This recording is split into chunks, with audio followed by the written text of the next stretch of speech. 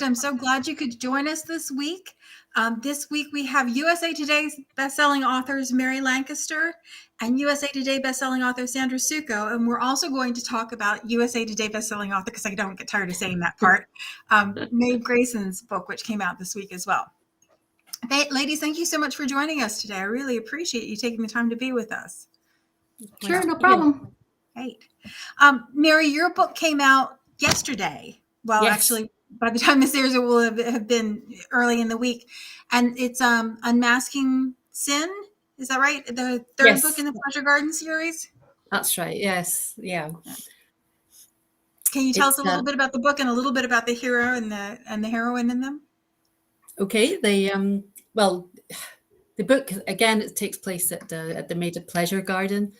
And the heroine this time is a lady called Rebecca, who is a widow. She's been widowed twice, but she's still only 22, and she has a young son. And her second husband's family are determined to have control of the son, basically because the fortune that comes with him. So they want to control that. So they want him in the house rather than with her.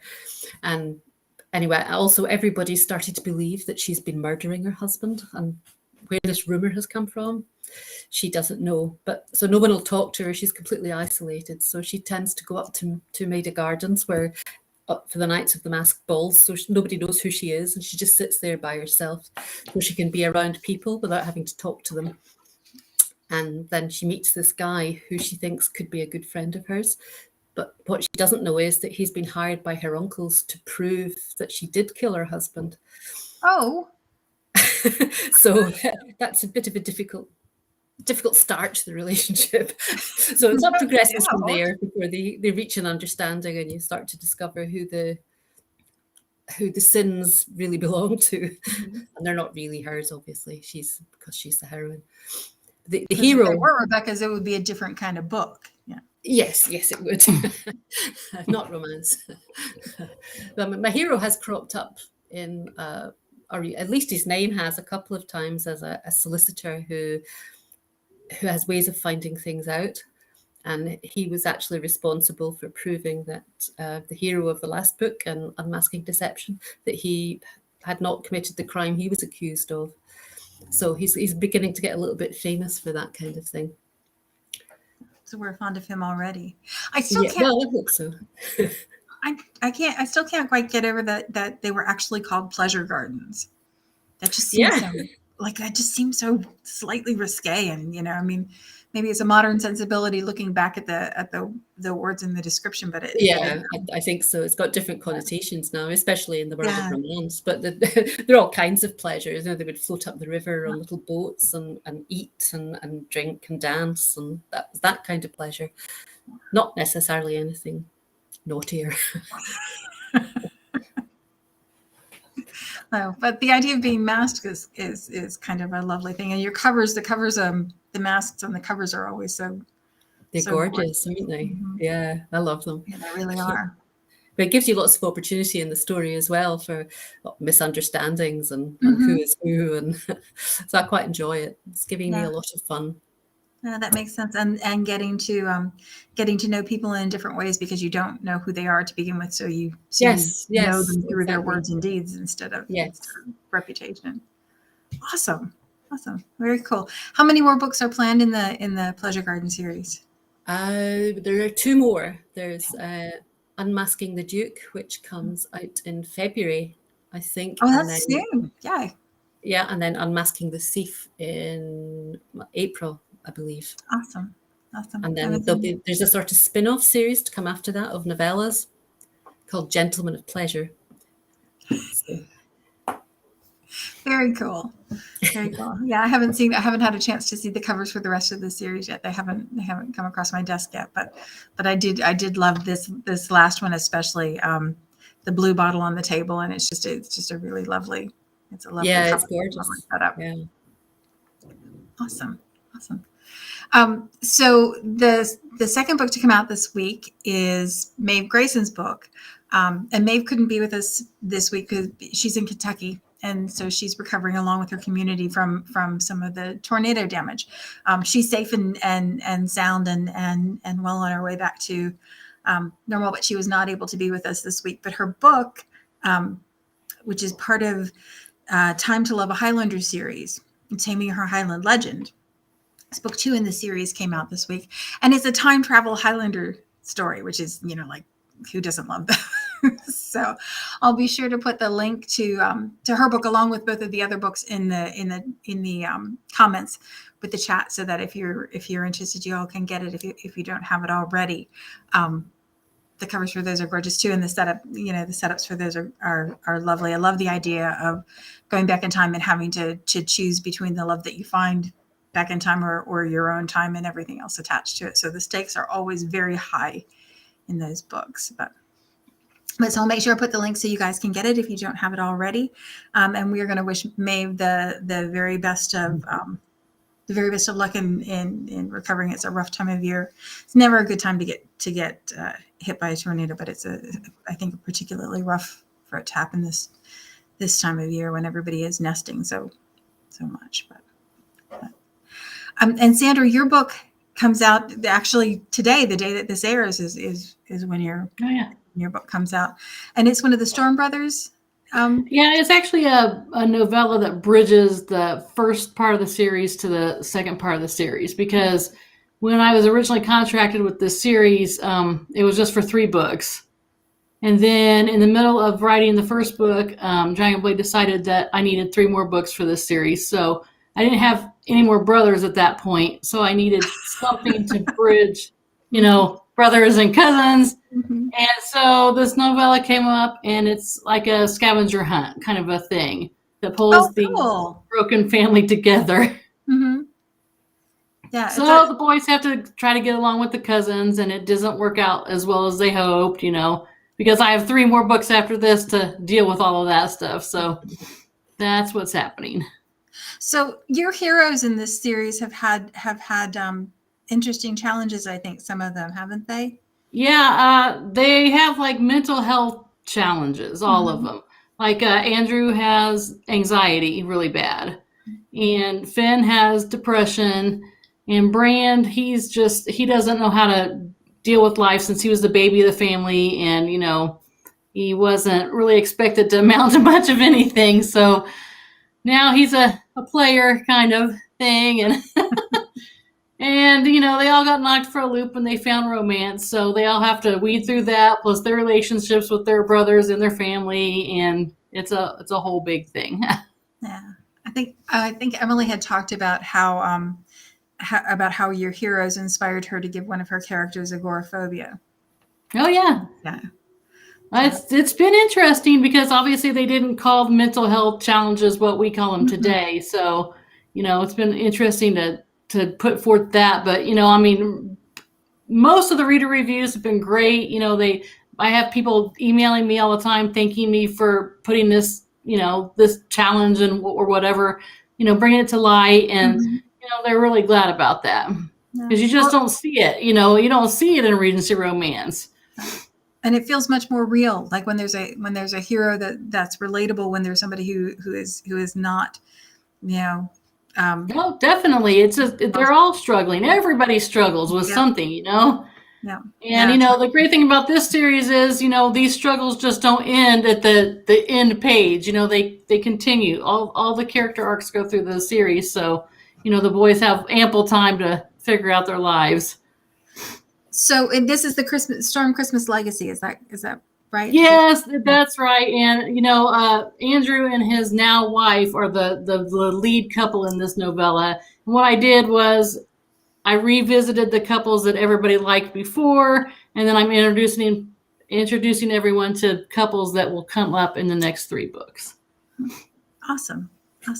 So we get to see the people that we've already fallen in love with, and get a tease of the people that we're going to fall in love with. Yeah. And just a side note here, in case anybody wants to know what happened to Finn and whether or not he's going to have a baby, you need to read the short story in the Star of Light anthology, I think, that came out last month.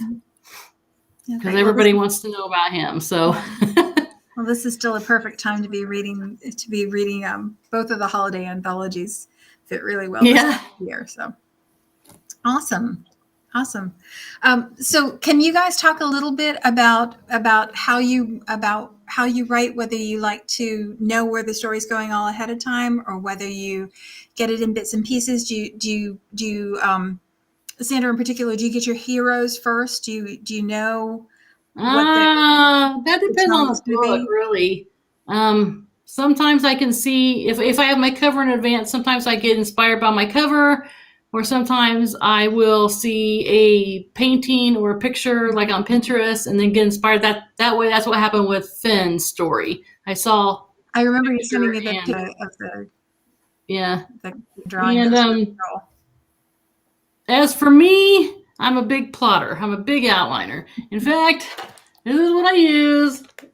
Outlining books like this for every single one of my books. And then I have 14 pages all over my desk at any given time, So I outline before I even start writing. And by the time I start writing, it's like the third draft. So I know pretty much what's going on. And, I know my character is pretty good.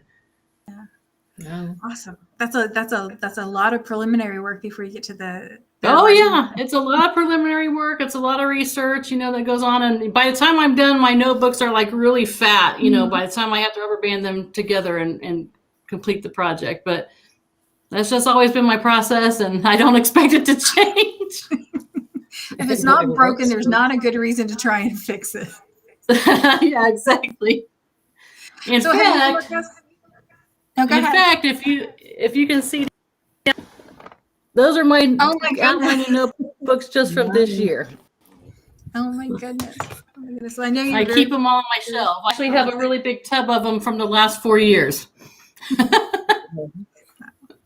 Have you come across anything particularly interesting when you were? I'm assuming that you've had to do a bit of research into the way mental challenges were handled in the Regency period, or what they, like how they would, what they would have been called, or how they would have manifested in society. Have you come across anything that would be interesting for us to know? Just only that nobody really knew anything about anything back then, so they didn't want to have to delve too hard in it, and they didn't want to have to deal with it. So if somebody didn't want to care for their people at home, they were sent away to asylums and things like that. So it was just pretty much all swept under the rug, and you're just basically out there trying to get through life, and you have no idea what's going on with yourself. Yeah, that makes sense. It makes the heroes more interesting. You talked about your heroes, and Mary, you seem to focus more on your heroes. Do they come to you that way when you're getting ready to write your stories, or do you get the couples together, or how do you normally get your inspiration for the books? I think it varies. I don't necessarily start with one or the other, but once I have one, I think I try and find who would this guy or this girl fall for, and try and make them like that. But so if somebody would need a calm person to complete them, if you like, then that's what I would go for. Or somebody who's a little bit wild might need somebody a little bit more gentle and with their feet on the ground. So it varies. I don't really have a routine or a way I usually go. It just sort of comes to me, hopefully. I love the idea of the counterpoint always being the person that makes the other partner more themselves. So instead of like I like that. Like the balance. You don't want it to be too similar, because I find that's not quite so interesting. So I really like opposites. Well, you get built-in tension that way, I think so, yeah. And I think that makes the romance more intriguing too. So your books have a bit of mystery in them now because of the murder, and the hero in this one is the solver of. I do seem to be going in that direction. I don't always set out to have that kind of thing in it, but it seems to come in anyway. The last series was that way too, wasn't it? Sorry? The last series was that way too, wasn't it? A little bit. The last series, the Victorian one, Mhm. Crime and Passion, I deliberately set I out was to going make to that say one a Crime and mystery Passion, series. but I didn't. But I didn't want to get it wrong. I'm glad you had to hesitate for a second. No, I really like mystery stories, and I thought it would Mhm. be really fun to just to try and do that within romance and see how it went. So I really enjoyed it, but I do seem to keep doing it to a greater or lesser degree in all my books now. So Well, it's kind of nice to have the hero and the heroine have something to either push against or work against, or something that's pushing against them too. yeah, or so they can work together on Right. something. I think so that there's a story beyond the romance. No, it's not adding to the romance. Yeah. I think. Yeah. Plus, it adds added conflict, so you have Yeah. more to propel you through. Yes. Yeah, I know, a writer that's easier, and as a reader, it kind of drags us by our hands through the stories. It's a lot more fun to go on the journey. Oh yeah. Yeah, I hope so. So we did. We're getting close to the holiday time, and Sandra, I have to say, I love the ears so much. I love your Mickey Mouse ears. Is there anything particular that you're doing this time of year that you're looking forward to as we get closer towards the end of the year? Is there anything? Not really. I mean, we just came back from vacation from Disney World, of course. Usually we celebrate our anniversary and Christmas together, and we usually just throw all the money into a trip, and that's what we do. Oh, that's fun. Yeah. That's really So, fun. that's the rule. We don't buy each other presents, and that's how we do things. Except for yesterday, a present came to the house that David bought for me, and I said, "Well, what happened to the rules? Because I don't have anything for you." He's like, "Well, I don't need anything," and I said, "Well, I don't need anything either yet. Here's this present." And he's like, "Well, we won't talk about that." So no, I mean we'll get together with a couple of family members and stuff, for the day or whatever. But we don't have any big plans. I know, Mary. You said you celebrate Christmas as well. And then Yeah. So we joked a little bit before we came on camera about whether it was more important to decorate first or tidy first. And I think we had opposite opinions. I'm gonna decorate and then we'll tidy after first. Can you ever really finish tidying? I mean, No. seriously. Never really finished tidying ever. No, and if I mean, I'm right now, you guys tidying are just part. seeing my little office that's all clean and nice and organized. But beyond that door out there, it is a complete mess. Beyond the camera in here, boxes and bits of paper. It's a complete mess, but you can't see. Because I got baking supplies everywhere and wrapping supplies everywhere right now. And of course, there's laundry and luggage because we got back from our trip and I've had time to deal with that. So, Mary, do you have fun. family coming in? I'm sorry? Do you have family coming to visit, or do you go visit family for the holidays, or is there something in particular? Yeah, you're looking forward to? My sons are coming home. Oh, how many? Which is nice. I got two boys. One's just along the road in the next town, and the other's in Edinburgh. But they're both coming to stay over Christmas, so that will be nice. Oh, that'll be very nice. And their sister will be glad to see them as well. She's the only one I have home now, so. It's kind of different. And she's like, finally, Mom can deal with them instead of me. Yes. My youngest is much more fond of his brothers when they're gone and come back. Oh, I bet. I think it's the same with my daughter. Like, for periods of time, I adore you, and now go again. Don't go. Oh. So I haven't baked a single Christmas cookie. I keep thinking I have all this time to bake Christmas, and we're almost out of time to bake Christmas cookies. Is there anything, Sandra, you said something about there being baking things off in addition? Are there treats or anything that you do every that year you I like to bake cookies because we give them out to like the small business owners in the community that we deal with year round, and then we deliver cookie boxes to friends and family that we aren't probably going to see. So that's what's happening in the kitchen right now. There's boxes and boxes and tubs and things, in there. So So what's your probably favorite after I kind? get done here, and after I finish this chapter, I'm going to go bake another 2 batches of cookies because it's a never-ending proposition. What's your favorite kind to make? Is there something in I like particular you peanut like? butter or gingerbread. I love gingerbread ones. Yeah. Gingerbread And I ones. like them to make German gingerbread. They have a lot of spices in them. So it's not, the wimpy little cookie. It's a really Yeah. nice cookie with a bite, I was I grew up in the Moravian church, just behind me, and the Moravian ginger cookies are those Oh, thin yeah, those are German really ones, good. thin German spicy ones, and I really love those. I don't bake them though, because it's just So yeah, I go to bed really tired at night because I write during the day and then I bake, and then somewhere in there I have to do laundry and deal with everything else. So good times right now. Mary, your kids looking forward to coming home to any kind of particular treats, anything that you like to do this time of year? Well, I love to eat, but I'm not any good at baking, so I tend not to do it. But I'll buy it in if anybody wants to give me anything. I'm more than happy to do so. My mum used to make 2 Christmas cakes. She'd make one to give to me and one to keep at home. Wow. But sadly, I don't get that anymore. My mom sent my oldest son went to visit them first at Thanksgiving and then came down to see us, and she sent like these 3 big tubs full of cookies. I'm like, this is an insane amount of cookies, but with teenage boys it took, I don't know, like a day and a half. I was going to say, they're not around for very long.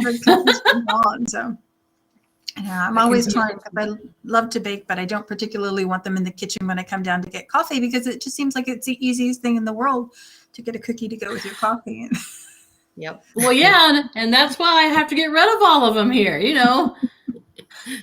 because if I don't, Dave will eat them all.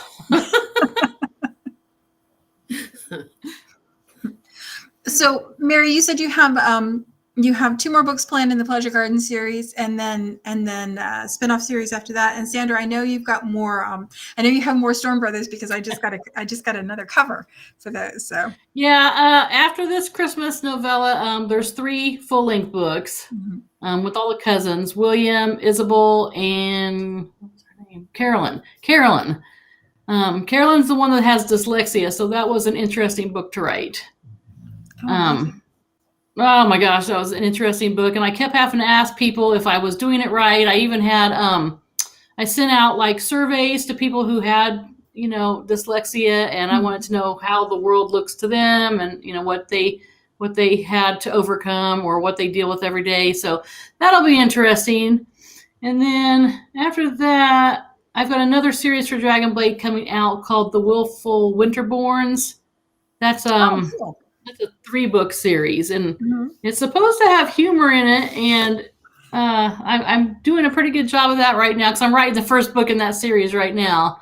It's cracking me up, and it's great because it's pretty much writing itself, so I'm not too worried about that. Yeah, those are fun when it feels like they do the work for you. That's fantastic. Oh, I know, and I'm hoping that Dragonblade will accept my proposal for a mystery series, because I'm anxious to get back into writing mystery.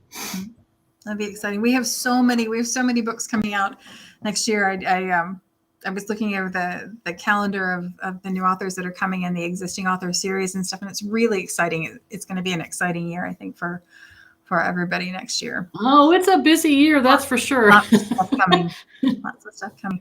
Mary, your gentleman of pleasure, is that are the characters related, or is it related to the Pleasure Garden series, or how are they connected? It's related to Pleasure Garden series. It's taking somebody who has been a minor character in the Pleasure Garden series and making them into the hero of one of the novellas. So they'll all have been there in some way before, but so hopefully it's the characters that people have taken to that will get their own stories. Awesome. That's my plan. Oh, that sounds great. That's something to look forward to. Just for me. And I know that Maeve has more books planned in Time to Love a Highlander. Because the covers for those are so much fun with the half contemporary dress, half Highland dress for the heroines. Those are really fantastic covers, and the books are interesting too. The setup is really cool. So.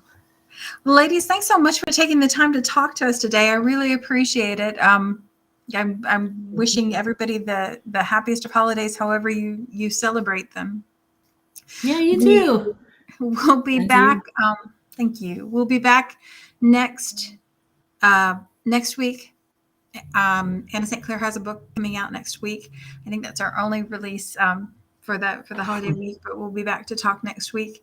And we're going to send our love and best wishes to everybody who's been affected by the tornadoes and to Maeve. Definitely. Yeah, it was an unexpected thing, and I guess there's still more weather coming in other parts of the states right now. So hopefully everybody will be safe and sound and able to be with us next week. So, ladies, thank you so much for taking the time. I really do appreciate it. And I know it's a busy time of year, especially with all the cookie baking and everything else. So I appreciate you taking the time out to talk to us today. And I'll pop, for everybody else, I will pop the links in the comments so you can grab your copies of the books. So when you can steal a few minutes to yourself to read over the holiday season, you'll have something other than Christmas cookies to go with your coffees. All right. Thanks so much for taking the time to talk to us, and we'll see you all next week. Bye. Thank you. Bye. Bye.